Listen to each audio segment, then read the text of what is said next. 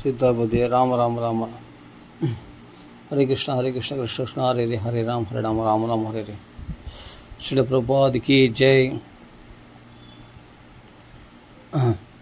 नमो ओम विष्णुपदाय कृष्णवस्ताय बोधले श्रीमती भक्तिवेदांत स्वामी नामिने। नमस्ते सारस्वती देवी गौरवाणी प्रचारणे निर्विशेष शून्यवादी पाश्चात्य देशधारिणे। जय श्री कृष्ण चैतन्य प्रभु नित्यानंद श्री अद्वैत गदाधर श्रीवासादि गौर भक्तवृंदा। हरे कृष्ण कृष्ण कृष्ण हरे हरे हरे राम राम राम हरे हरे। நம்ம ஏற்கனவே இந்த ஸ்ரீல பிரபுபாதனுடைய வாழ்க்கை வரலாறு நம்ம பார்த்துட்டு வரோம். மண்ணில் தோன்றிய மகாத்மா மக்கள் வாழ்க்கையில் ஒரு பெரிய விடிவெள்ளியாக எத்தனையோ பேருடைய வாழ்க்கையில் ஒளிவிளக்கு ஏற்றினவராகி அப்படியேப்பட்ட மகாத்மாவுடைய வாழ்க்கை வரலாறு பார்த்துட்டு வரோம். அதை அப்படியே படிச்சுன்னு வரேன். அவருடைய அமைதி வருகிறது என்று அரசியல்வாதிகள் கூறிக்கொண்டு திரிந்தது அவை நம்பவே இல்லை. மேலும் சுதந்திரம் அடைந்தாகிவிட்டது, இனிமேல் எல்லாம் சரியாகிவிடும் என்ற கூற்றையும் அவர் ஏற்கவில்லை. தலைவர்கள் கடவுள் உணர்வு பெற்றவர்களாக இருந்தால் ஒழிய அவர்களால் சமுதாயத்தில் என்ன மாறுதல் செய்ய முடியும்? தனது பேக் டு காட் ஹெட் பத்திரிகையில் காந்தி ஜின்னா பேச்சு என்ற தலைப்பின் கீழ் அவை கீழ்கண்டவாறு எழுதினார். இந்துக்களுக்கும் முஸ்லிம்களுக்கும் இடையே, கிறிஸ்துவர்களுக்கும் இடையே, புத்த மதத்தினருக்கும் இடையே உலகம் அழியும் நாள் வரை சண்டை என்னவோ நடந்து கொண்டுதான் இருக்கப் போகிறது. அவை சொல்ல வந்தது என்னவென்றால், மக்கள் தன்னலவாதிகளாய் புலனிச்சைகளை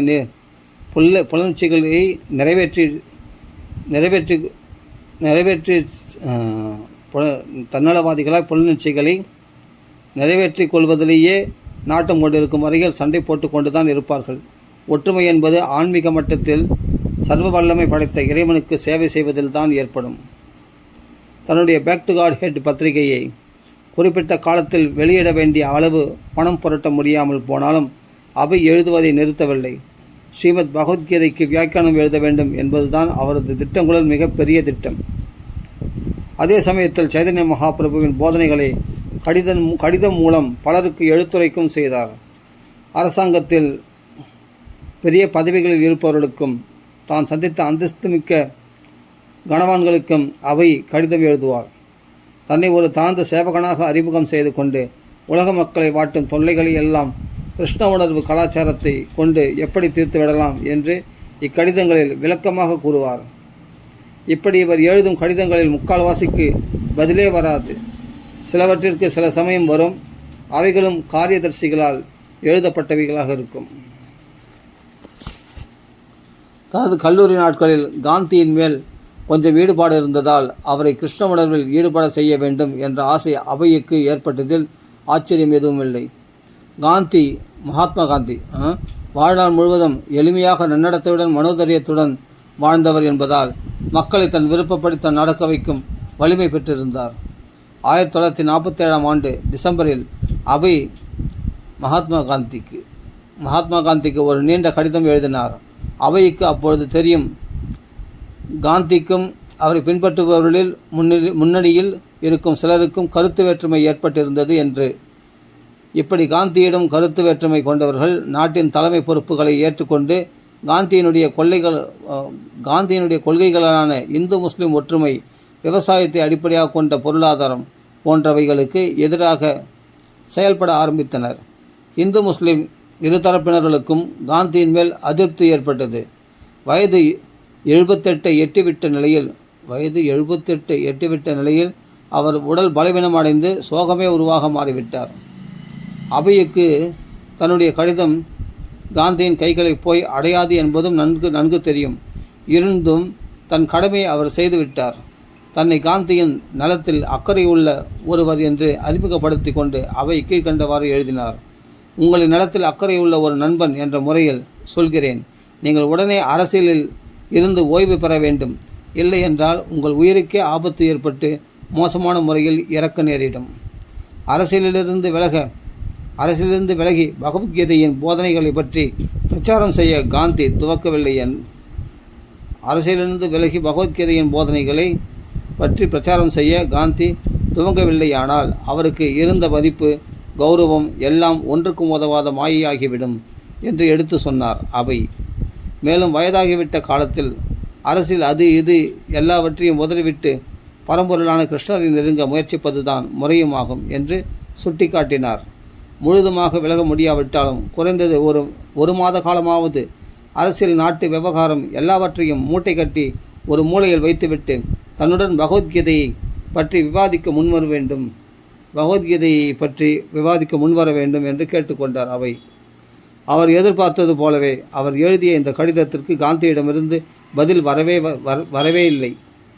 ஆனால் அவை கடிதம் எழுதி ஒரு மாதத்திற்கெல்லாம், அதாவது ஜனவரி 30ஆம் தேதி காந்தி சுட்டுக் கொல்லப்பட்டார். எழுதுவதிலும் பிரச்சாரம் செய்வதிலும் அவையின் ஈடுபாடு ஒருபுறம் கூடிக்கொண்டே போக, மறுபுறம் அவருடைய வியாபாரமும் குடும்ப நிலைமையும் கீழே இறங்கி கொண்டே போனது. ஸ்ரீமத் பாகவதத்தில் கிருஷ்ணர் கூறுவதாக இருக்கும் ஒரு குறிப்பிட்ட வரி தன் நிலைக்கு மிகவும் பொருந்துவதாக அப்போது அவை எண்ணினார். ஸ்ரீமத் பாகவதத்தில் ஒரு இடத்தில் கிருஷ்ணர் கூறுகிறார், நான் ஒருவனிடம் தனிப்பட்ட கருணை கொள்ளும்போது அவனிடம் இருக்கும் ஜடவஸ்துக்களை எல்லாம் எடுத்து கொண்டு விடுவேன். ஒன்றுமில்லாமல் பரம ஏழையாக நிற்கும் அவனிடமிருந்து நண்பர்களும் உறவினர்களும் விலகி போய் விடுவார்கள். அப்போது அவனுக்கு என்னை தவிர யாருமில்லாத நிலை உண்டாகிவிடும். அலகாபாத்தில் தன் வியாபாரம் கடன் பலுவால் நொடிந்து போக ஆரம்பித்த போது அவை லக்னோவில் ஒரு ஃபேக்டரி துவங்க முயற்சி செய்தார். அலகாபாத்தில் தன் வியாபாரம் கடன் பலுவால் நொடிந்து போக ஆரம்பித்த போது அவை லக்னோவில் ஒரு ஃபேக்டரி துவங்க முயற்சி செய்தார். இந்த ஃபேக்டரி முதலில் லாபம் கொடுப்பது போல் தோன்றினாலும் விரைவில் நஷ்டம் ஏற்பட்டு மூடப்பட்டு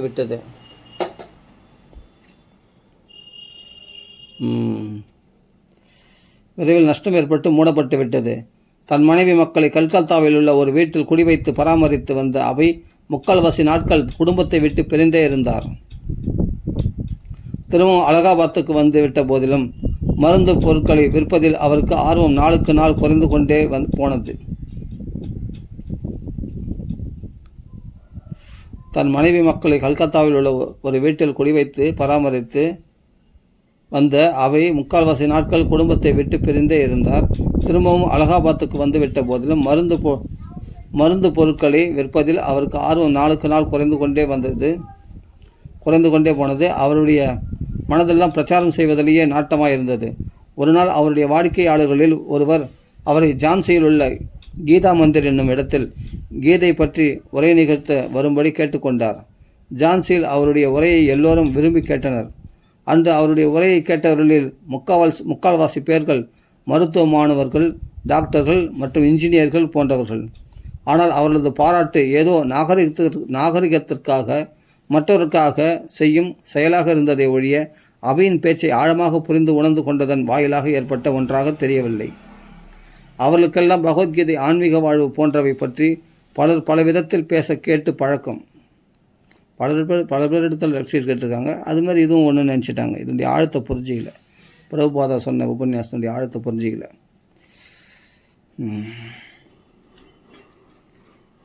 அவர்களுக்கெல்லாம் பகவத்கீதை, ஆன்மீக வாழ்வு போன்றவை பற்றி பலர் பல விதத்தில் பேச கேட்டு பழக்கம். அவை நிரந்தரமான பிரச்சார மையம் ஒன்றை ஜான்சியில் நிறுவ நினைப்பார் என்று அவர்கள் எண்ணிக்கூட பார்க்கவில்லை. ஆனால் அவை பெருந்திட்டங்களையும் கனவுகளையும் மனதில் ஏற்படுத்தி வைத்திருப்பவர். அலகாபாத்தில் தன்னுடைய வியாபாரத்தை மகன் பொறுப்பில் விட்டுவிட்டு ஜான்சியில் தங்கி ஒரு ஆன்மீக இயக்கத்தை துவங்க முயற்சி செய்ய ஆரம்பித்தார் அவை. அப்போது அவைக்கு வயது 56. தன்னுடைய குரு மகாராஜின் கட்டளைகளை நிறைவேற்றுவதற்கான தன் முயற்சிகளை தீவிரமாக்க நேரம் வந்துவிட்டதை உணர்ந்தார் அவை. அவர் ஒரு முறை ஜான்சியில் தன் நண்பரிடம் மிஸ்டர்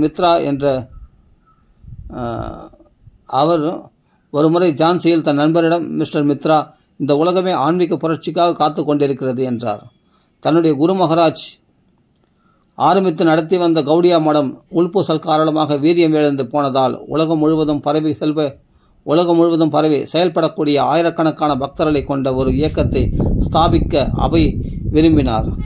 உதவுவதற்கு ஒருவர் என்ற நிலையில் இருந்தும் கூட ஒரு கைவிடப்பட்ட கோயில் கட்டிடத்தை எடுத்துக்கொண்டு ஒரு உலக அளவிலான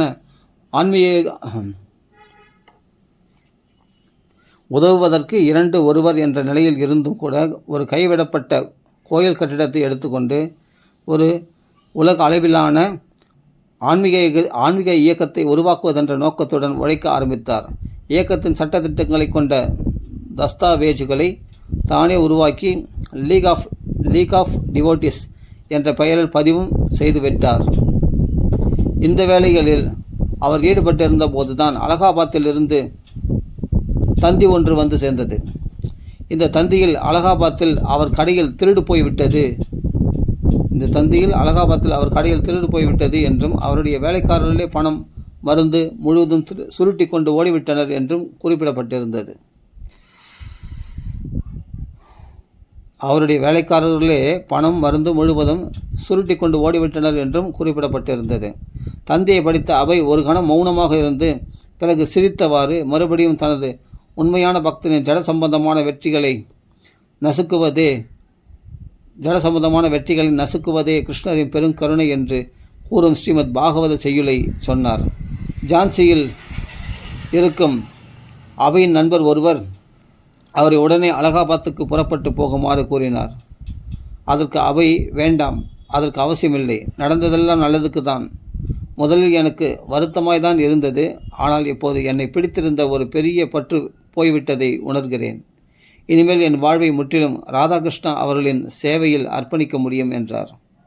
அடுத்த முறை கல்கத்தா சென்றபோது குடும்பத்தை விட்டு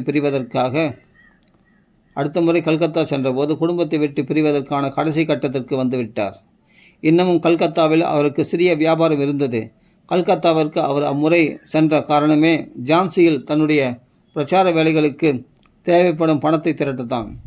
ஆனால் கல்கத்தாவுக்கு வந்தவர் மறுபடியும் பல குடும்ப பொறுப்புகளில் சிக்குண்டார். அவருடைய குழந்தைகளில் சிலருக்கு இன்னமும் கல்யாணம் ஆகாமல் இருந்தது. வாடகை மற்றும் பல பாக்கிகள் காத்திருந்தன. அப்படியே அவர் தனக்கு கல்கத்தாவில் இருந்து மருந்து கடையை விரிவாக்கி நடத்தினால் கூட அவருடைய குடும்பம் அவர் சம்பாதிப்பது அனைத்தையும் கேட்கத்தான் போகிறது. சம்பாதிப்பது அனைத்தையும் கேட்கத்தான் போகிறது. அதற்கு ஒப்புக்கொண்டு அவர் குடும்பத்தோடு இருப்பதற்கு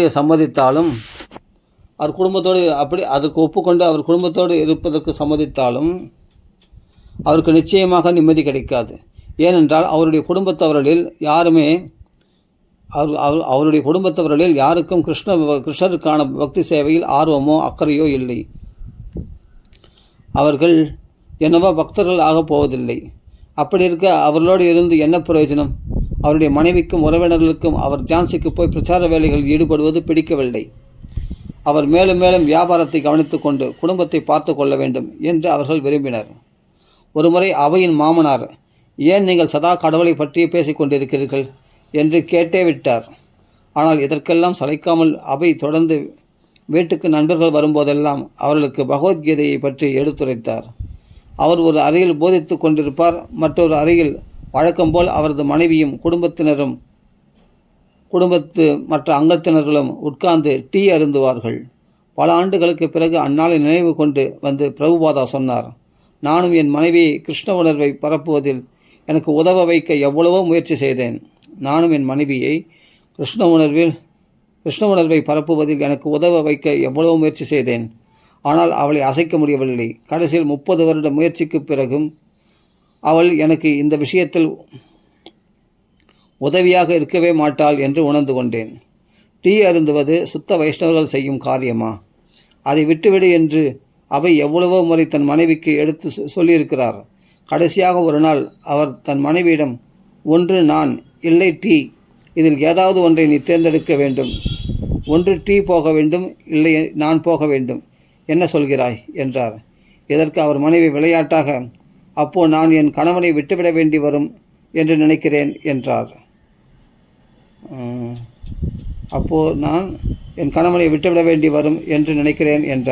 இதற்கு பிறகு ஒரு நாள் அவையின் மனைவி ஒரு பெரும் குற்றத்தை செய்துவிட்டார். அவை வைத்திருந்த ஸ்ரீமத் பாகவத பிரதி ஒன்றை பழைய பேப்பர்காரரிடம் போட்டு டீ பிஸ்கெட்டு பாகவத பிரதி ஒன்றை பழைய பேப்பர்காரரிடம் போட்டு டீ பிஸ்கெட்டு டீ பிஸ்கட்களை வாங்கி வந்து விட்டார். அபி வீடு திரும்பி அந்த புத்தகம் எங்கே என்று தேட ஆரம்பித்த போது நடந்ததை கூறினார் மனைவி. அபிக்கு மின்சாரம் தாக்கியது போல் ஆகிவிட்டது. கடைசியாக நிகழ்ந்த இந்நிகழ்ச்சி அவரை நிரந்தரமாக குடும்பத்தை விட்டு விலகி போக வைத்து விட்டது. மனதில் ஒருவித வைராக்கியத்துடன் வீட்டை விட்டு வெளியேறினார் அவர். அபியை பொறுத்தவரை 1950, 51, 52 ஆகிய வருடங்கள் மிகவும் கடினமான வருடங்களாக உருவெடுத்தன. ஜான்சி சென்ற அபையினால் அங்கும் வெகு நாட்கள் இருக்க முடியவில்லை. காரணம், கவர்னரின் மனைவி லேடிஸ் கிளப்புக்காக தேவைப்படுகிறது என்று சொல்லி அபை லீக் ஆஃப் டிவோட்டிஸ் நடத்தி கொண்டிருந்த கட்டிடத்தை எடுத்து கொண்டு விட்டார். தங்க ஒரு இடம் கூட இல்லாத நிலையில் அவர் ஜான்சியை விட்டு கிளம்பி டெல்லிக்கு வந்து தன் ஆன்மீக சகோதரர்கள் சிலருடன் ஒரு ஆசிரமத்தில் தங்கினார். பிறகு அங்கிருந்து வெளியேறினார்.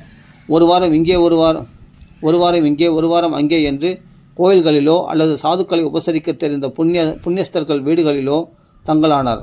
உணவு, உடை, இருப்பிடம் என்று எடுத்துக்கொண்டால் இந்த நாட்கள் தான் அவையின் வாழ்வில் மிகவும் நெருக்கடியான நாட்கள்.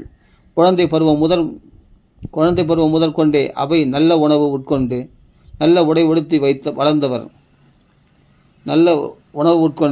உடை உடுத்தி வளர்ந்தவர். இருப்பிடத்தை பற்றி சொல்லவே வேண்டாம்.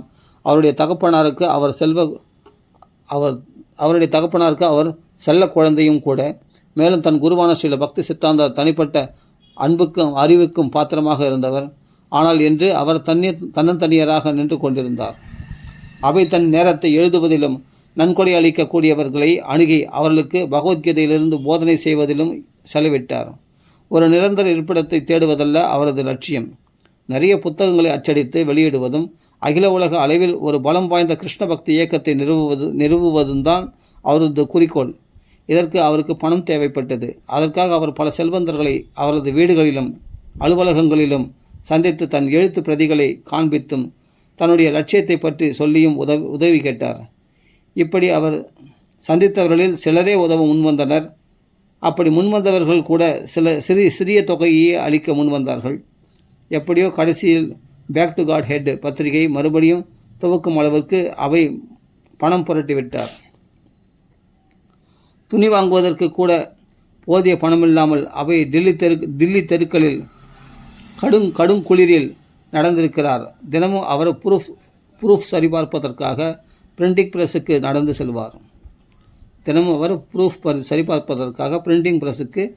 செல்வார். ஒருமுறை அச்சகத்தை நடத்துபவர் அவரை பார்த்து, இவ்வளவு கஷ்டப்பட்டு இந்த பத்திரிகையை வெளியிட வேண்டுமா என்று கேட்டார். அதற்கு அவர், நான் இவ்வுலகத்திற்கு வந்த வேலையே அதுதானே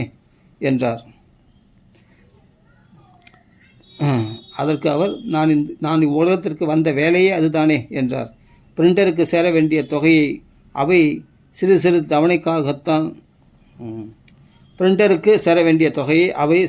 தவணைகளாகத்தான் கொடுக்க முடிந்தது. பேக் டு காட் ஹெட் பத்திரிகை அச்சானவுடன் அதன் பிரதிகளை எடுத்துக்கொண்டு கிளம்பிவிடுவார். அவை டில்லி மாநகரின் பல இடங்களுக்கு சென்று அவைகளை விற்க முயற்சி செய்வார். டீ விற்கும் சிறு ஹோட்டல்களில் நுழைந்து ஒரு இடத்தில் அமர்ந்து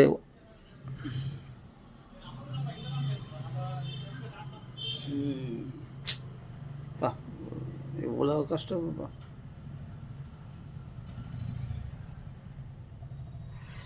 எவ்வளோ கஷ்டப்பட்டுருக்காருப்பா.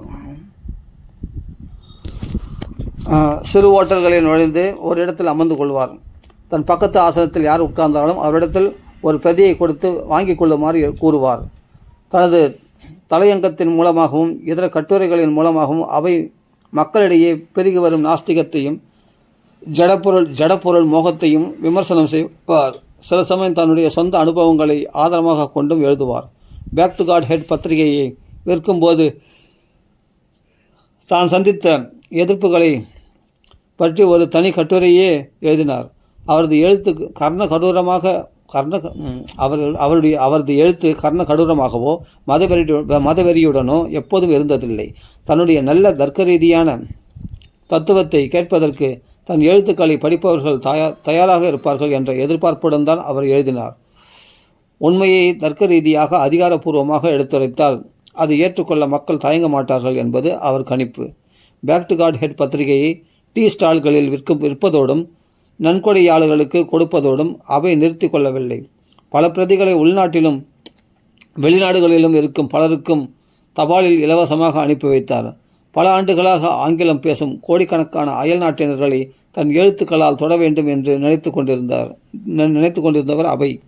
வெளிநாடுகளில் உள்ள நூலகங்கள், பல்கலைக்கழகங்கள், கலாச்சார மையங்கள் ஆகியவற்றின் விலாசங்களை எப்படியோ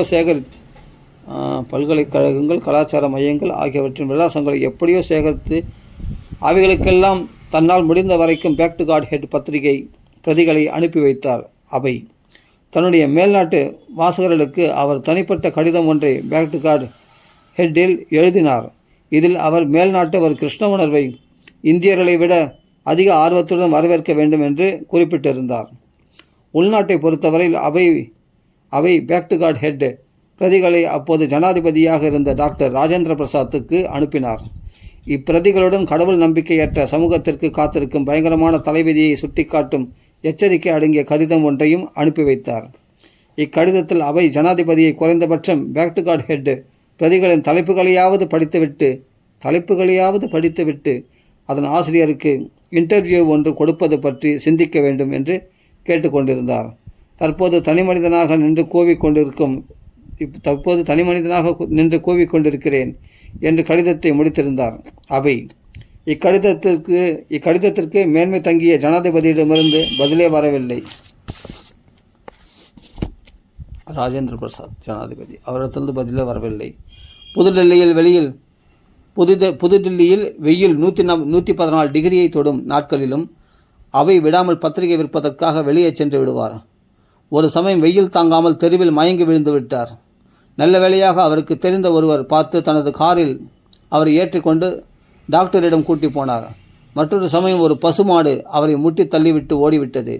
சாலையோரத்தில் இரத்த காயத்துடன் விழுந்திருந்த அவரை வெகுநேரம் யாரும் கவனிக்கக்கூட இல்லை.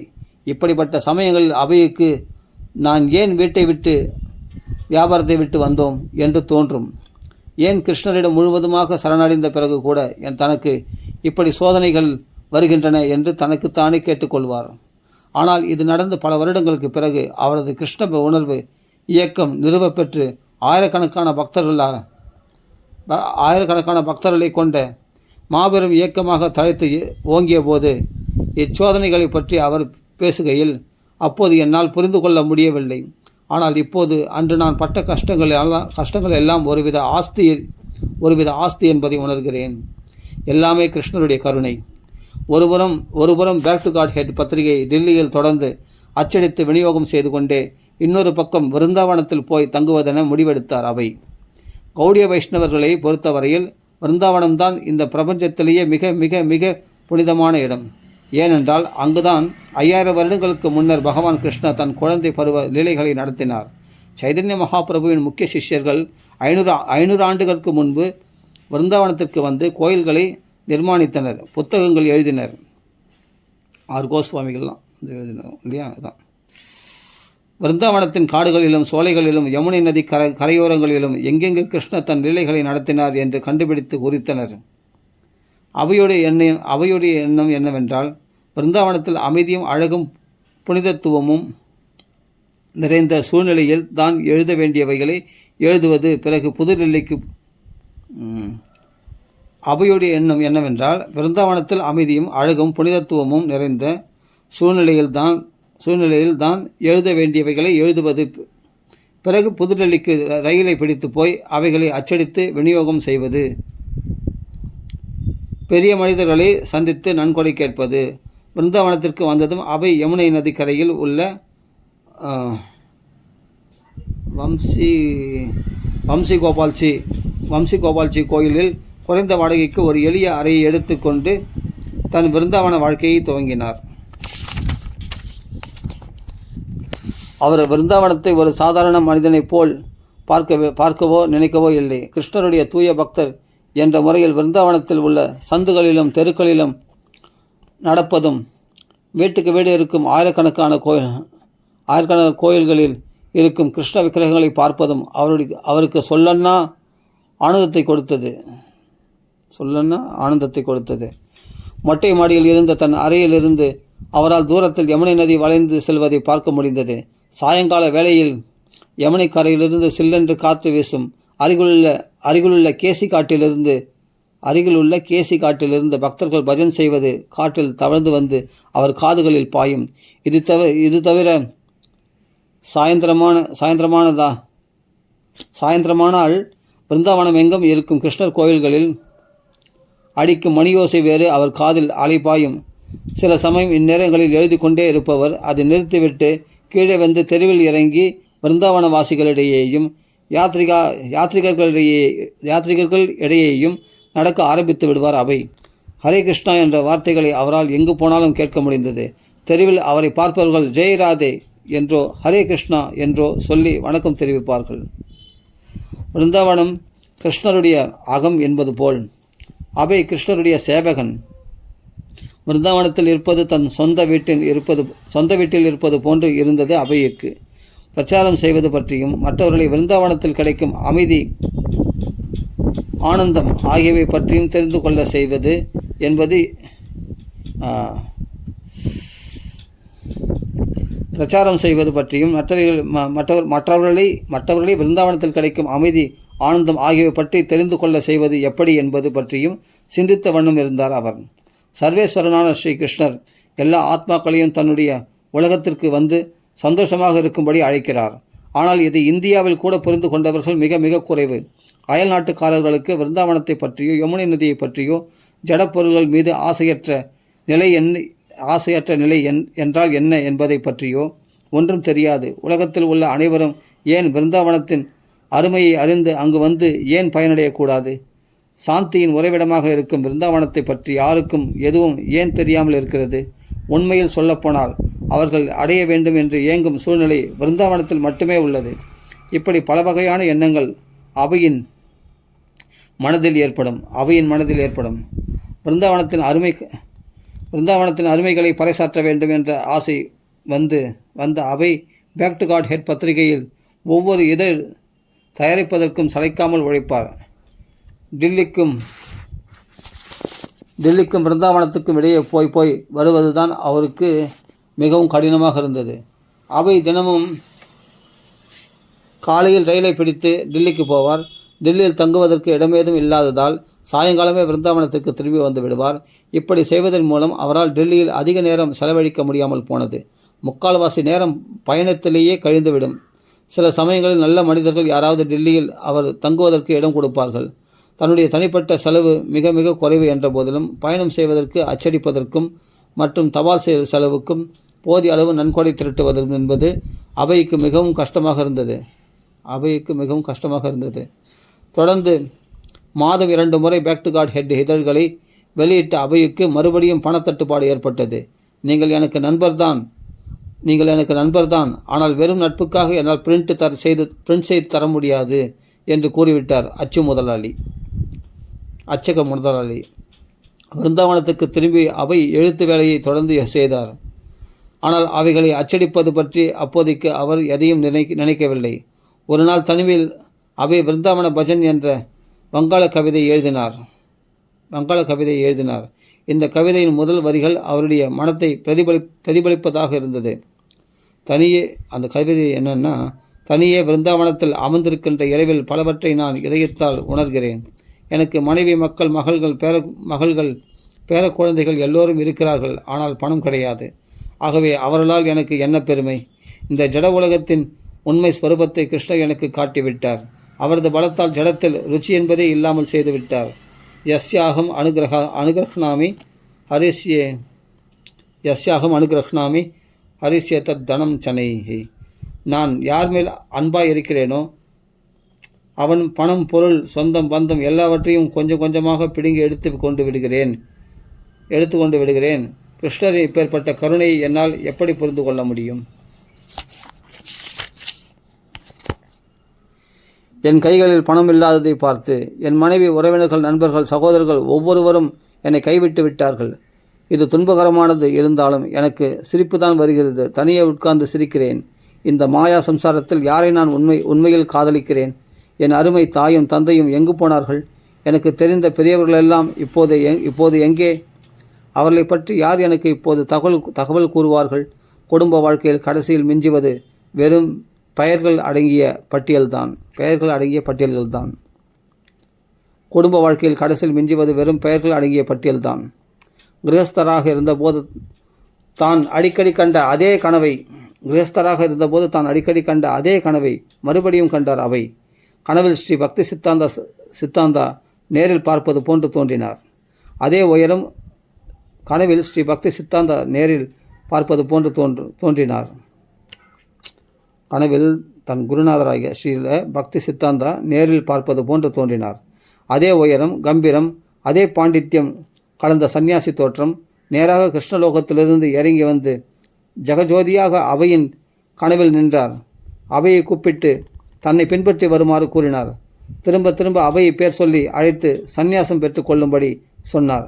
வா உடனே சந்நியாசியாக மாறு என்றார். கண்விழித்து பார்த்த அவை கனவை நினைத்து ஆச்சரியப்பட்டார்.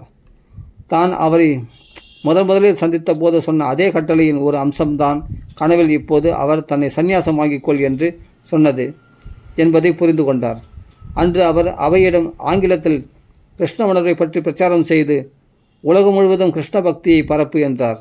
இன்று கனவில் தோன்றி சந்நியாசம் வாங்கிக்கொள் என்று கூறுவதற்கு காரணம் சந்நியாசம் பிரச்சாரம் செய்வதற்கு மிகவும் உதவியாக இருக்கும் என்பதுதான். வேத வழி நடக்கும் சமூகத்தில் ஒருவன் 50 வயதான உடனேயே குடும்பத்தை விட்டு விலகி சன்னியாசி ஆகி மீதமுள்ள வாழ்க்கை நாட்களை கிருஷ்ணருடைய நாமங்களை ஜெபிப்பதிலும் கேட்பதிலும் கிருஷ்ணருடைய புகழை பற்றி பிரச்சாரம் செய்வதிலும் கழிக்க வேண்டும். அவை தன் குரு மகாராஜ், சந்நியாசம் எடுத்துக்கொள், அப்போதுதான் உன்னால் நீ நினைப்பதை சாதிக்க முடியும். இதற்கு முன்னால் நேரம் சரியில்லாமல் இருந்தது, ஆனால் இப்போது நீ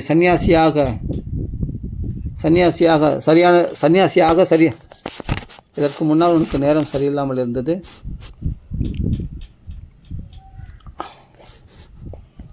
இதற்கு முன்னால் நேரம் சரியில்லாமல் இருந்தது, ஆனால் இப்போது நீ சன்னியாசியாக சரியான நேரம் வந்துவிட்டது. சன்னியாசியாக சரியான நேரம் வந்துவிட்டது என்று சொல்லாமல் சொல்வதாக உணர்ந்து கொண்டார். சந்நியாசம் எடுத்துக்கொள்வது பற்றி அவை தீவிரமாக சிந்தித்தார். ஒரு வைஷ்ணவர் சந்நியாசம் வாங்கிக் கொள்வதன் மூலம் தன்னுடைய உடல், மனம், வார்த்தைகள் ஆகியவற்றை முழுவதுமாக முழுமுதற் கடவுளான கிருஷ்ணரின் சேவைக்கு அர்ப்பணித்துக் கொள்கிறார். அவை ஏற்கனவே இவைகளை செய்து கொண்டு தான் இருந்தாலும் சந்நியாசம் பெற்றுக்கொள்வதன் மூலம் தன் நிலையை மேலும் திடப்படுத்தி கொண்டு செய்ய வேண்டிய வேலைகளை மேலும் அதிக வேகத்தோடு செய்ய முடியும். வேத நூல்கள் வகுத்த நியமனப்படியும் இதற்கு முன் ஆச்சாரியர்கள் விட்டு சென்ற உதாரணங்களின்படியும் ஒருவர் பிரச்சார இயக்கம் ஒன்றை தலைமையேற்று நடத்துவதற்கு சந்நியாசம் மிக மிக அவசியம். முதலில் சந்நியாசம் பற்றி நினைத்த போது அவையின் மனதில் எதிர்ப்பு கிளம்பியது. ஆனால் இப்போது அவர் தனது முடிவை மறுபரிசீலனை செய்ய ஆரம்பித்தார். ஆலோசனைக்கு அவை தன்னுடைய ஆன்மீக சகோதரரான கேசவ மகாராஜாவை மதுராவில் சந்தித்து பேசினார். கேசவ மகாராஜா அவையை உடனே சந்நியாசம் பெற்றுக் கொள்ளும்படி வற்புறுத்தினார். பின்னால்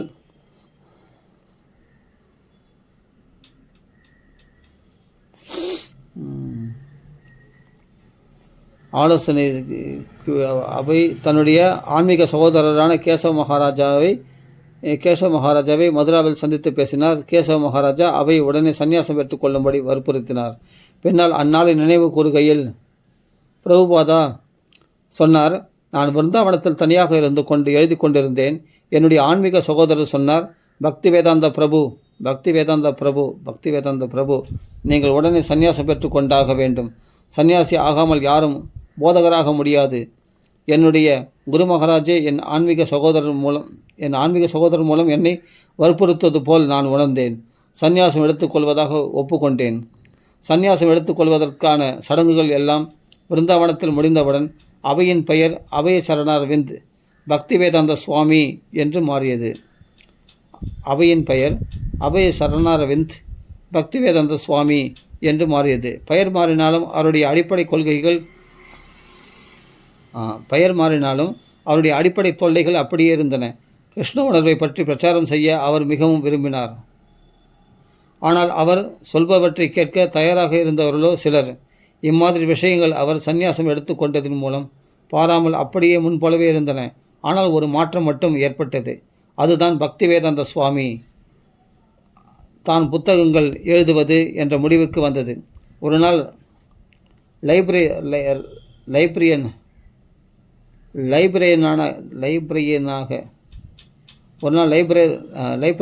லைப்ரரியனாக பணியாற்றிய ஒருவர் பக்திவேதாந்த சுவாமியிடம், புத்தகங்கள் எழுத முயற்சி செய்யுங்கள், அவை நிலையானவை, பத்திரிகைகளை இன்று படிப்பார்கள், நாளைக்கு தூக்கி பழைய பேப்பர் கடைக்கு வீசிவிடுவார்கள்.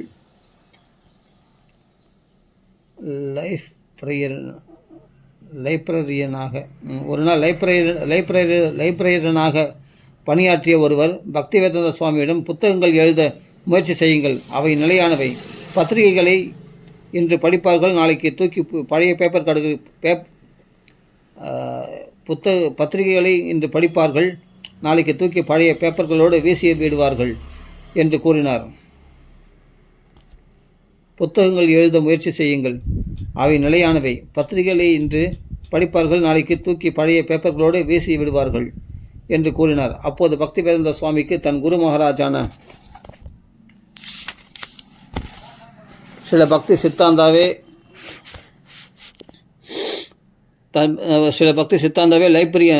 லைப்ரரியன் மூலமாக இப்படி கூறுவது போல தோன்றியது. பிறகு இதே அபிப்பிராயத்தை ஒரு இந்திய இராணுவ அதிகாரியும் சொன்னார். இவ்விருவர் அபிப்பிராயத்தையுமே பக்திவேதாந்த சுவாமி தன் குருவின் அபிப்பிராயமாக எண்ணினார். எழுத வேண்டும் என்று முடிவு எடுத்த உடனே பக்திவேதாந்த சுவாமி நினைத்தது ஸ்ரீமத் பாகவதத்தை பற்றி தான். ஏனென்றால் வைஷ்ணவருடைய புனித புத்தகங்களிலேயே அதிகாரபூர்வமானதும் மிகவும் முக்கியமானதும் ஆன புத்தகம் ஸ்ரீமத் பாகவதம் தான். பகவத்கீதை எடுத்துக்கொண்டால் அது வேத அறிவின் சாரம். ஆனால் ஸ்ரீமத் பாகவதமும் மிகவும் விரிவானது. சில பக்தி சித்தாந்த சரஸ்வதியும் சில பக்தி வினோத தாகராவும் வங்க மொழியால் ஸ்ரீமத் பாகவதத்திற்கு வியாக்கியானங்கள் செய்துள்ளனர். உண்மையில் இதற்கு முன்னால் இருந்த மிகப்பெரிய வைஷ்ணவ ஆச்சாரியர்களுள்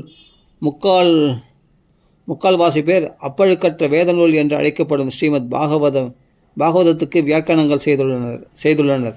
ஸ்ரீமத் பாகவதத்தின் ஆங்கில மொழிபெயர்ப்பும் அதற்கான ஆங்கில வியாக்கியானமும் ஒரு நாள் உலகத்திலுள்ள அத்தனை இதயங்களையும் மாற்றிவிடும் என்று பக்தி வேதாந்த சுவாமிக்கு தெரியும். பக்தி வேதாந்த சுவாமியினால் மட்டும் 2-3 புத்தகங்களை இப்போ அபை தான் இப்போ பக்தி வேதாந்த சுவாமியாக மாறியிருக்கார். தீக்ஷா நாமம் சில பிரபுபாதான செல்லமாக நம்ம அழைக்கிறோம். அவர்தான்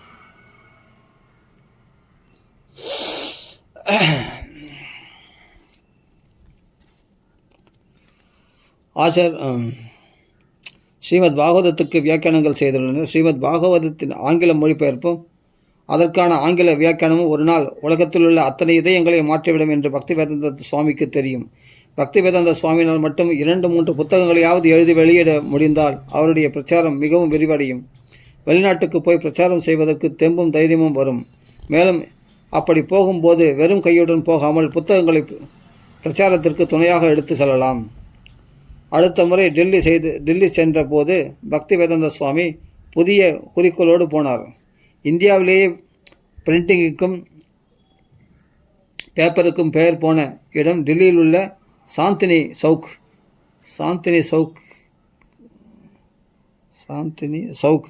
என்ற பகுதி. இந்த பகுதியில் தங்கினால் தன்னுடைய புத்தகம் எழுதுவது, பிரிண்டிங் மற்றும் பதிப்பிப்பது போன்ற வேலைகளை கவனிப்பதற்கு வசதியாக இருக்கும் என்று பக்தி வேதாந்த சுவாமி எண்ணினார். பிரிண்டிங் சம்பந்தமாக தான் வெகு நாட்கள் முன் சந்தித்த ஒருவர் மூலம் பக்தி வேதாந்த சுவாமி ராதாகிருஷ்ண கோயில் ஒன்றை சாந்தினி சவுக்கில் சொந்தமாக வைத்து நடத்தி வந்த ஒருவரை சந்தித்தார். இக்கோயில் கட்டிடத்தின் சொந்தக்காரர் பக்தி வேதாந்த சுவாமிக்கு இலவசமாக கோயில் மாடியில் அறை ஒன்றை தருவதற்கு ஒப்புக்கொண்டார். இக்கோயிலுக்கு அருகில் இருந்த இடத்துக்கு சிப்பிவாடா என்று பெயர். அந்த இடம் இந்துக்களும் முஸ்லிம்களும் ஏராளமாக குடியிருக்கும் இடமாகும். இப்போது பக்தி வேதாந்த சுவாமி விருந்தாவனம், டில்லி ஆகிய 2 இடங்களிலும் தங்கி எழுத்து வேலையை செய்ய வசதி ஏற்பட்டுவிட்டது. அவருக்கு புது உற்சாகம் பிறந்தது. அங்கும் இங்கும் போய் நன்கொடை சிறிது வசூலித்து மறுபடியும் பேக் டு காட் ஹெட் பத்திரிகையை துவங்கினார். அதே சமயத்தில் ஸ்ரீமத் பாகவதத்தை மொழிபெயர்த்து வியாக்கியானம் எழுதுவதையும் ஆரம்பித்தார். தாம் இறங்கியிருக்கும் வேலையின் பரிமாணத்தை ஒரு கணம் நினைத்து பார்த்தார். ஸ்ரீமத் பாகவதம் 12 காண்டங்களாக பிரிக்கப்பட்டு 18,000 செயற்களை கொண்டது. 12 காண்டங்கள் என்பது சுமார் 60 புத்தகங்களுக்கு மேல் வரும். இவை அனைத்தையும் மொழிபெயர்த்து முடிப்பதற்கு 6 வருடங்கள் ஆகலாம். இதை பற்றி எழுதுகையில் அவர் கிருஷ்ணன் மட்டும் என்னை தேக ஆரோக்கியத்துடன் வைத்திருந்தால் நான் ஸ்ரீமத் பாகவத மொழிபெயர்ப்பை முழுமையாக முடித்து சில பக்தி சித்தாந்த சரஸ்வதி அவர்களின் ஆசையை பூர்த்தி செய்து வைப்பேன் என்று குறிப்பிட்டிருந்தார்.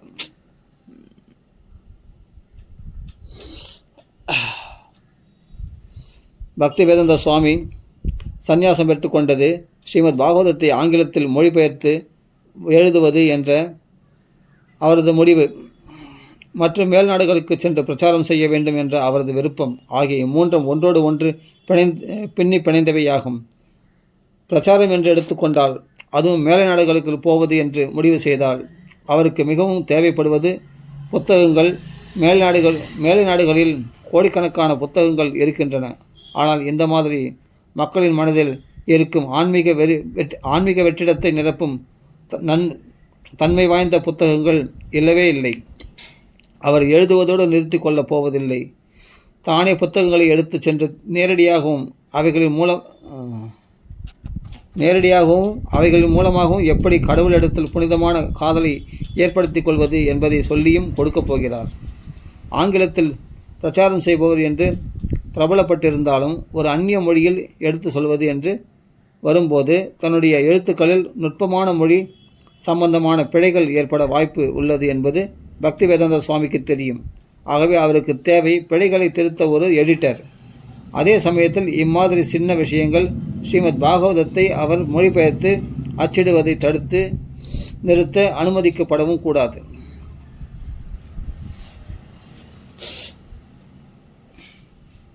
அதாவது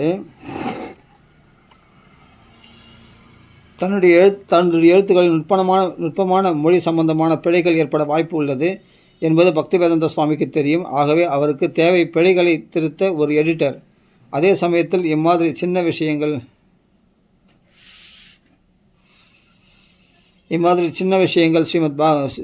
ஸ்ரீமத் பாகவதத்தை அவர் மொழிபெயர்த்து அச்சிடுவதை தடுத்து நிறுத்த அனுமதிக்கப்படவும் கூடாது.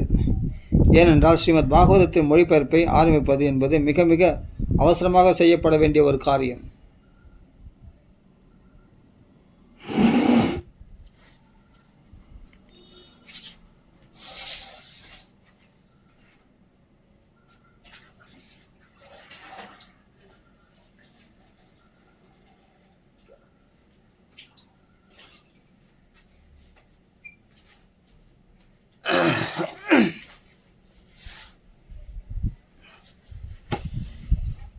அவசரமாக செய்யப்பட வேண்டிய ஒரு காரியம்.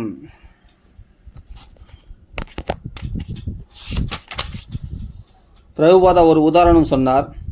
தன் வீட்டில் தீப்பிடிக்கிறது, அண்டை வீட்டுக்காரர்களோ வேட்டு மொழிக்காரர்கள்.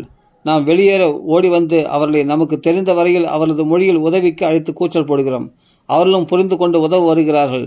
அவர்கள் மொழி நமக்கு நன்றாக பேச வராது என்று சும்மா இருந்தால் வீடல்லவா தீக்கிரையாகிவிடும்.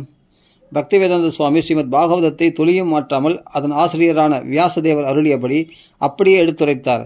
இதுதான் பக்தி வேதாந்த சுவாமியின் தனித்தன்மையும் பண்பும் ஆகும். அவர் தான் உணர்ந்தவர்களையும் எழுதத்தான் செய்தார். ஆனால் தனக்கு முன்னிருந்த ஆச்சாரியர்கள் பரம்பரையாக என்ன கூறினார்களோ அதையே தான் துளியும் பிறழாமல் அவரும் எழுதினார். இப்படி குரு சிஷ்ய பரம்பரை ஏற்படுத்தியிருந்த அடிச்சுவடுகளை மிக்க கண்டிப்புடனும் கவனத்துடனும் பின்பற்றினார். அவ்வாறு தான் எழுதவில்லை என்றால் தான் எழுதும் ஸ்ரீமத் பாகவத வியாக்கியானத்திற்கு சக்தி இல்லாமல் போகும் என்பது அவருக்கு தெரியும். சிப்பிவாடா கோயிலில் உள்ள தன் சிறிய அறையில் கூரையிலிருந்து தொங்கிக் கொண்டிருக்கும் பல்பின் மங்களான ஒளியில் பக்தி வேதாந்த சுவாமி இரவு பகலாக டைப் செய்வார். அவர் தரையில் பாயை போட்டு கொண்டு உட்கார்ந்து கொள்வார். எதிரே ஒரு ட்ரங்க் பெட்டியின் மீது டைப்ரைட்டர் வைக்கப்பட்டிருக்கும். அடிக்கப்பட்ட பக்கங்கள் பறக்காதவாறு கற்களை பேப்பர் வெயிட்ஸ் போல் வைத்திருப்பார். உறவு உறக்கம் எல்லாம் இரண்டாம் பட்சம்தான். ஸ்ரீமத் பாகவதம் மொழிபெயர்க்கப்பட்ட பின் திசை மாறி போய் கொண்டிருக்கும் இந்த உலகத்தில் ஒரு பெரிய புரட்சியையே உண்டு பண்ணும் என்பது அவரது அசையாத நம்பிக்கை. ஆகவே தான் மொழிபெயர்க்கும் ஒவ்வொரு வார்த்தையையும், தான் எழுதும் வியாக்கியானத்தின் ஒவ்வொரு வரியையும் அவர் பெரும் அக்கறையுடனும் மன ஒருமையுடனும் எழுதினார். அதே சமயத்தில் எவ்வளவு வேகமாக எழுத முடியுமோ அவ்வளவு வேகமாக எழுத வேண்டும் என்பதையும் அவர் உணர்ந்திருந்தார். பக்திவேதாந்த சுவாமி விருந்தாவனத்தில் தன் இருப்பிடத்தை ராதா தாமோதரர் கோயிலுக்கு மாற்றிக்கொண்டார். அந்த இடம் போனோம். அந்த இடத்துல அவர் போய் அந்த இடத்துல அந்த ஈஸ்வர் அந்த இதெல்லாம் அவர் எழுதுகிற அந்த இதெல்லாம் பார்த்தோம், நேரில் போய் பார்த்தோம். அந்த பிருந்தாவனத்தில் அந்த ராதா தாமோதரர் கோயிலில் அப்படின்னு பார்த்தேன். ரொம்ப சந்தோஷமாக இருந்து பார்க்கும்போதே ஒரு பிரபு காண்பிச்சு கொடுத்தார். ஆகவே தான் பக்திவேதாந்த சுவாமி விருந்தாவனத்தில் தன் இருப்பிடத்தை ராதா தாமோதரர் கோயிலுக்கு மாற்றிக்கொண்டார். இப்போது அவரால் தான் உட்கார்ந்திருக்கும் இடத்தை விட்டு எழுந்திருக்காமலேயே 4 அடி உயர விருந்தாவன சந்திராவின் கருப்பு பளிங்கு கல்லால் ஆன அர்ச்சா விக்கிரகத்தை தரிசிக்க முடியும். இந்த கிருஷ்ண விக்கிரகம் நூற்றுக்கணக்கான வருடங்களுக்கு முன் கிருஷ்ணதாச கவிராஜ் அவர்களால் பூஜிக்கப்பட்ட விக்கிரகமாகும். இதற்கு முன் அவர் இருந்த வம்சி கோபால்ஜி கோயிலை விட இந்த இடம் மிகவும் உயர்ந்தது. ஏனென்றால் ராதா தாமோதரர் கோயிலில்தான் உன்னதமான மகாத்மாக்களான ஜீவ கோஸ்வாமி, ரூப கோஸ்வாமி, சனாதன கோஸ்வாமி, ரகுநாத கோஸ்வாமி போன்றவர்கள் அடிக்கடி ஒன்று கூடி பிரசாதம் சாப்பிடுவார்கள், ஹரே கிருஷ்ணா மந்திரத்தை பாடுவார்கள், ஜபிப்பார்கள் மற்றும் கிருஷ்ணரை பற்றியும் சைதன்ய மகாபிரபுவை பற்றியும் உரையாடுவார்கள். ஸ்ரீமத் பாகவதத்தை மொழிபெயர்த்து வியாக்கியானம் எழுதுவதற்கு இதைவிட சிறந்த